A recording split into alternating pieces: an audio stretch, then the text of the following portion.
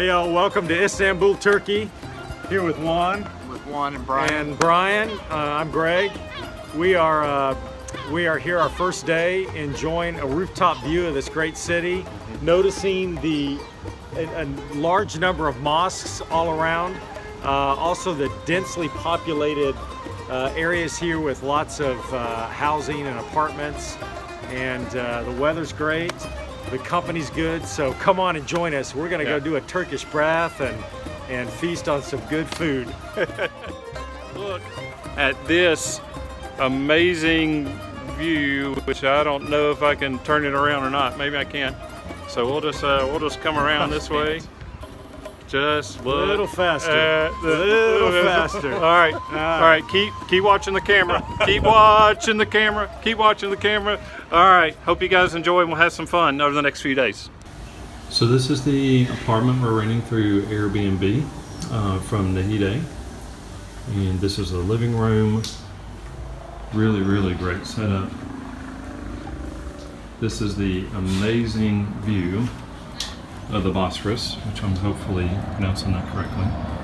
And then again, right above us is that open terrace that you have full access to. Absolutely amazing. 2 bedrooms and a small kitchen. It's a great place, it's perfect. This is a traditional Turkish bath we're about to enter. It was built in 1741. And supposedly it's so old that over time the street has built up and built up and built up, and so whenever you enter it, you actually go down several levels and several layers into the original entrance. We are with Ferndi, and what is the name? Yeah. What is My name is Ferdi. Okay, and then Charlie Mahama? Çağlıoğlu Hamam. Charlie Hamam. Yes. Okay, perfect. Çağlıoğlu Hamam. Charlie Hamam. Yes, very good. Okay, perfect. So we had an absolutely amazing experience here, and such a great guy. So tell me your name again. Ferdi. Ferdi. And My name is Arda. yes. So you need to ask for these 2 guys whenever you come.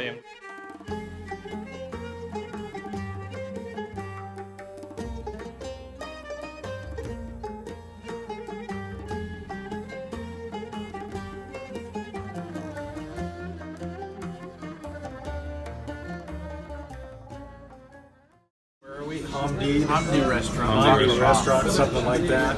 Beautiful Istanbul in the background, right off the river. And we have just conquered an order of beets. Bring it over here. Bring it this way. Some hummus. Not sure what this is. Some kind of a nut spice deal. Little olive thing there. Some nice warm fluff bread. Had an artichoke cart with some olive oil, and now we are about to dive into this Turkish pizza with a thin crust deal, and we're enjoying ourselves. We got a bottle of red, Turkish red wine, and so far so good. The first course is excellent, and we anticipate the second course to be also Even better. This is fermented black pickled carrot juice. It's Some a of the Turkish worst in the world. Yes, it's a Turkish. So you got to try it, right? You only live once. How is it? How would you describe it? Ooh, like drinking olive juice. There you go. Oh, well, that really could pass for Jim's short sweat. He's gonna speed it. All right, down the hatch, gentlemen. Taste, like hamam. Hadi. Geldi yanına. Şükür. This is day number 2. It's a little bit of a rainy day. We have the Hagia Sophia here in the background, and we're about to enter. We'll show some pictures, and this is definitely a must-see while you're here in Istanbul from the 3 Crazy Cats. Stay tuned. So this is the inside of the Hagia Sophia. Absolutely amazing. Just read a sign here that says the marble came from all parts of the Roman Empire. Some ironwork here on the side, and scaffolding, and then just because they're restoring a portion of it, but you look way up top, see that humongous, beautiful dome. There's a portion that has not been restored, but it is really, really cool. So, originally built by Emperor Constantine of the Roman Empire. Then it says it was unfortunately burned down a couple of times in some riots during Roman rule, and then the Ottoman Turks conquered Istanbul and turned it into a mosque, and now it's a museum. It's absolutely beautiful. 72 lira to get in, which is about $12 US. So this is the Weeping Column, also known as the Wish Column in the Hagia Sophia. And Juan Miller is going to show you how it's done here. So you put your thumb in the hole. If you make a complete circle with your hand, then your wish is supposed to come true.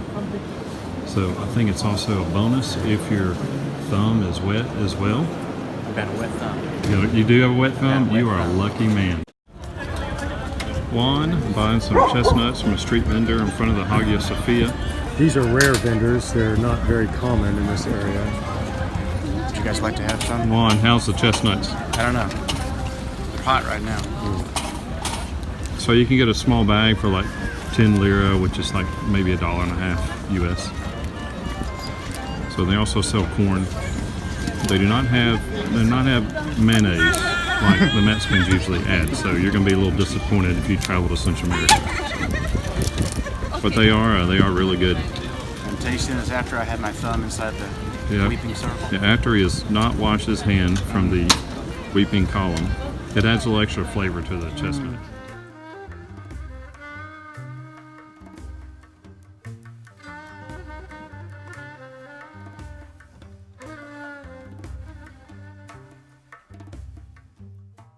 This is a restaurant that we were highly recommended to visit. It's just like a little small cafe restaurant right here on the side of this kind of busy street. And they reportedly have some type of intestine sandwich. The group I'm traveling with has some type of fond infatuation of organ meat, so we're feeding that. On the side in there, these are all the different spices. Slicing that. Here we go. Oh, here it is. Here. Thank you. Deliciousness. Thank you, sir. Thank you. What do you think, Juan? Tastes like lamb. Is that the best lamb intestine sandwich you've ever had? Best lamb intestine sandwich I've ever had. And you have these well-decorated boats. Probably just another tourist attraction, but it is interesting in that they supposedly catch the fish and they cook the fish right on the boat and then feed it to you in a sandwich. So we are about to try that. So here we are at the famous waterside fish restaurant. So there's like 2 or 3 of these things that are lined up. So let's eat and try a fish sandwich. Justin, thank you.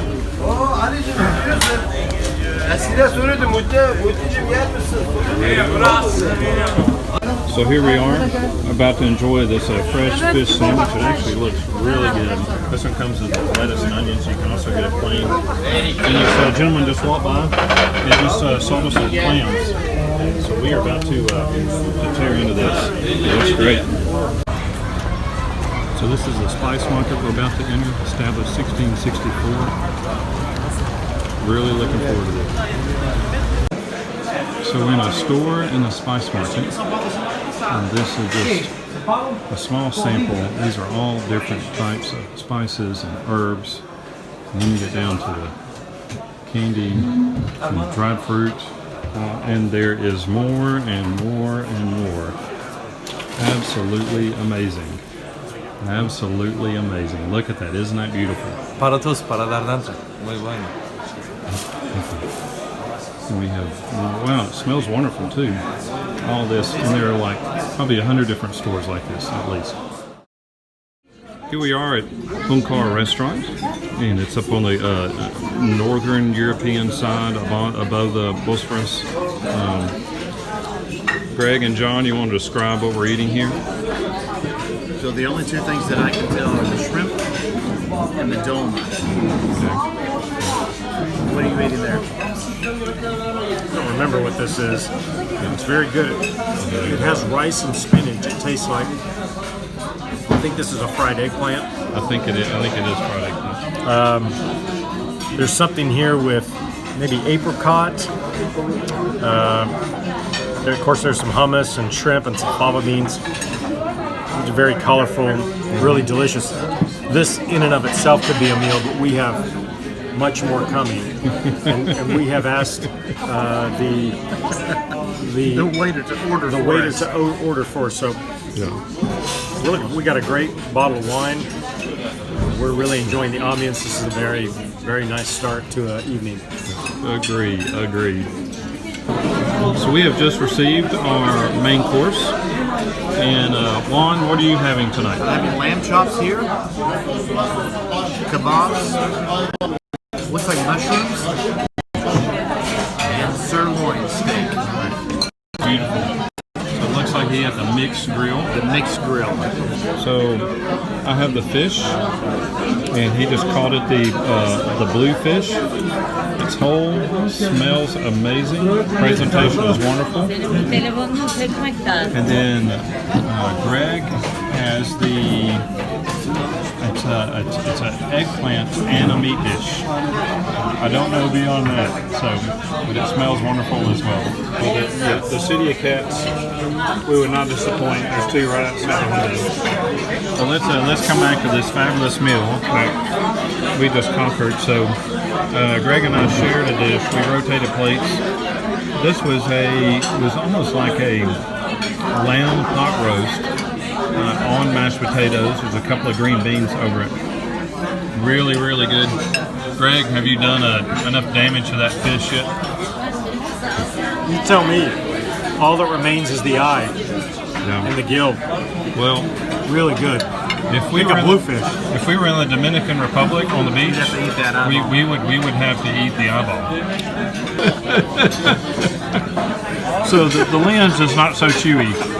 All right, Juan. So tell me what we figured out. Some of your meats were on your plate outside the lamb chop. We had lamb chops, we had sirloin steak, and this one is either liver or kidney. Okay, It's all right. the last bite I'm going to save this portion for you. So we continue our tradition of organ meat today. We thought it was mushrooms, Okay. but it's either kidney or liver. Hopefully the organ meat experience will remain above the waistline. Above the waistline. This has been a great restaurant, great experience, excellent service, good wine, really good variety of fresh vegetables, different, just really unique dishes. Just very, very good. These tomatoes are absolutely amazing. If we were in the States, I'd even probably call those heirloom tomatoes. Mint. Mint, peppers. The peppers are very mild. Cucumber, some type of olive oil dressing on top of there. Really, really good. Freshly made hummus. There's two different types of hot pepper seasonings. Of course, that came with bread as well. Fabulous, fabulous meal. This is another beautiful mosque we're about to visit. See the minarets surrounding it. Looks like at the Suleimani Mosque. Probably butchering the name. It's a World Heritage Site. A little bit closer to the Suleimani Mosque. It is not the time for prayer. There are multiple washing stations here. You're supposed to wash your hands, feet, and I believe your face before you walk into the mosque for prayer. It is currently 41 degrees in Istanbul. Winds blowing about 20 miles per hour. I don't see anyone lining up for these at the moment because of the weather. That's probably because it's not prayer time. Freezing. We are inside the main courtyard.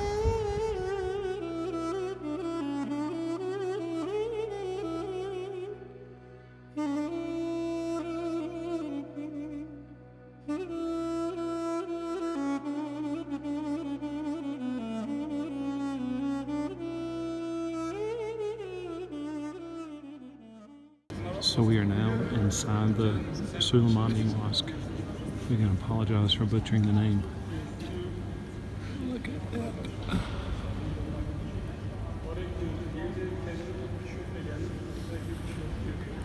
Another must-see on your Istanbul trip. Many thanks to Juan for their recommendations.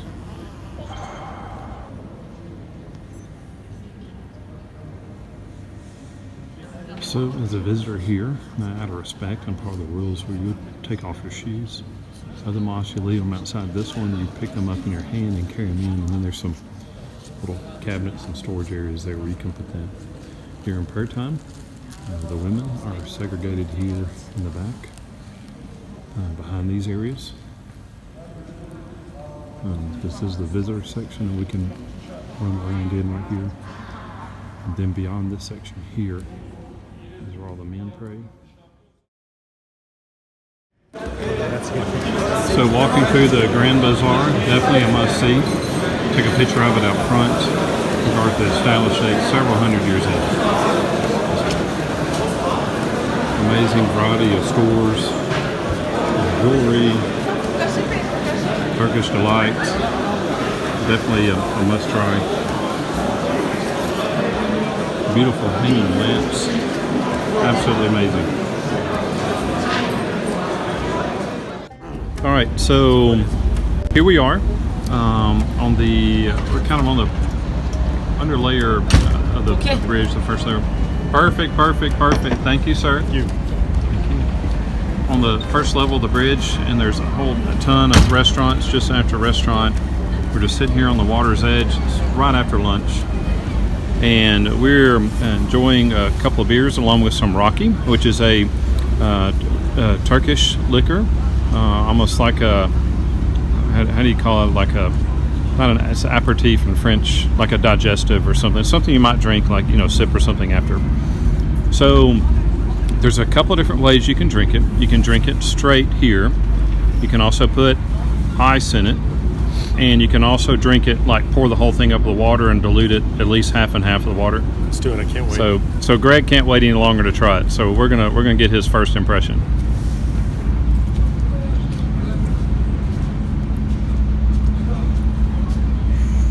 Yeah. I can smell it. That's good. So what does it taste like? Licorice. That's Really? what it tastes like. Yeah. Licorice. Juan is going to tell us about the multiple number of cats that are in Istanbul and some history in regards to that. But first of all, we're just going to take a quick look at these amazing shirts that we have. We have the Castronaut shirt that Juan is adorning today. Greg is wearing the kitten riding the dinosaur with laser beams shooting out of its eyes, surrounded by flying tacos and ice cream cones, and riding on a UFO. There you go. What do you think about that, Greg? Love it. Dreamed about it last night. Yeah. So I don't know if I can take one of me, but I'm wearing the same one as Juan. So Juan, what is the history and the significance of cats here in Istanbul? Just at the time of call to prayer, too. Oh, and there's a call to prayer in the background, just in case. I believe it dates back to the 3rd century, when the Egyptians came here to help out conquer. The Egyptians helped conquer them, and they imported cats, and it was a feline frenzy. And most of what that was for was to help catch the fish, the sardines, on the water side. That's what they brought them. Emperor Constantine did Cool. that. So how many cats do you think are estimated in Istanbul right now? Probably 500,000. Yeah. So Of which about 50,000 are living right next to us in our current yes. right now. Then there's an abandoned building next door with busted out windows, and there's like It's a breeding house. really, I think it's a brothel for kittens. For felines. Yeah. Yes. Yeah. makes me feel dirty. Filthy. Somehow violated. So let me tell you a little more about the cat story here in Istanbul. When the city was first being founded, it's said that the original tribe's leader that brought just a few people to this region of the world actually looked like a cat. He had sort of an odd facial hair feature and some whiskers, and he began to be called by the locals the Cat Man. And he was said to have some sort of a speech impediment where delicious food. Here's our food. This is Oh, that's calamari. baked calamari. And then can you show that plate over here, Juan? Oh wow, that beautiful piece of shrimp on there, it's still boiling. All right, Greg, you were telling us about a speech impediment. The speech impediment that caused him to really meow more than speak, and he was often regarded as meowing for most of his dialect, and so because of that, the local people adopted cat-like behaviors, including meowing for basic needs, and even hissing like this. And so this is kind of the beginning, and over many years, it's said that some of the original settlers began to grow whiskers, and there was a development of the feline that we now know today. And so, I think it's important when you come enjoy all this history that you understand that, you know what this is about. Thank you. Very enlightening. I appreciate that. So here we are enjoying some baked calamari, which I've never had before. Really good. Name of the restaurant is the Sirena, which is a siren, is also a mermaid. And there's also this huge piece of shrimp. You can see remnants of the skeleton right now. But we're about to do the magic trick I mentioned earlier with a Rocky. And so you get one piece of glass. Could you see how clear it is now? You get one piece of glass. Wait. No, maybe not. Okay, you ready? You get one piece of ice, and you drop it in there. It will slowly kind of turn milky white. And I don't know the Turkish name of it, but it actually, if you can kind of zoom in close, you can see it kind of gets a little cloudy. As the ice continues to melt, actually the whole drink turns like a milky white. And they call it lion's milk in Turkish. Because I think if you drink enough of these, you feel like you're a lion, you can do anything you want to, and until you're arrested or you're beat up.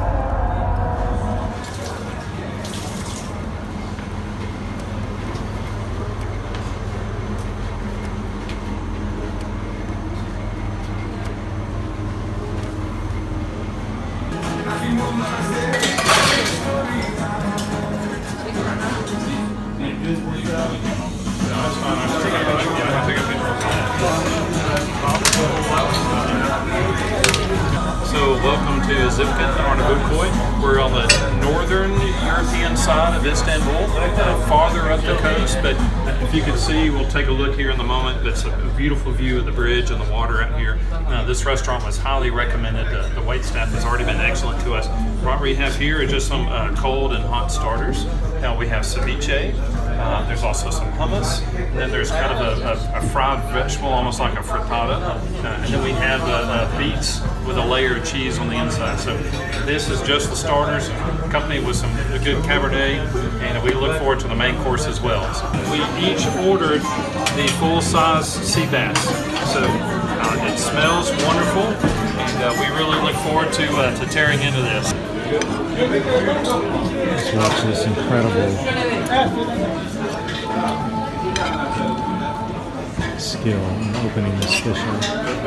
Make it easy to eat. Getting the largest of the bones.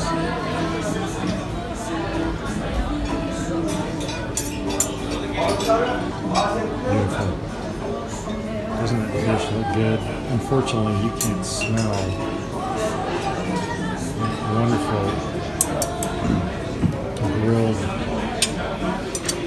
fish. And there you have it. Bon appetit. Very nice.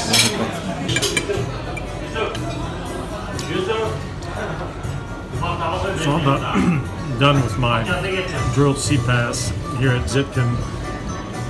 You saw him cut and fillet this. The meat is just so tender. It's just a really mild fish, has a nice grilled flavor. As you can see, I didn't like it at all. And so I'm gonna turn it back to Abraham over there is cooking it. So you want a refund? Yes, a full refund. But let me finish what's here before I make that request. I agree. Excellent. Really good. I'm still working on mine. Juan is about to finish over his, here, Ralph. so. Osman is here, and he is the manager of the restaurant, and he was been very generous and brought us several desserts here tonight. Mr. Osman, can you explain what we have here? Pumpkin, queens, Okay. and pudding with mastica. But the queens, fresh queens. Okay. Same dessert. Okay. Excellent. Bon appetit. Perfect. Yes. Thank you, sir. Appreciate it.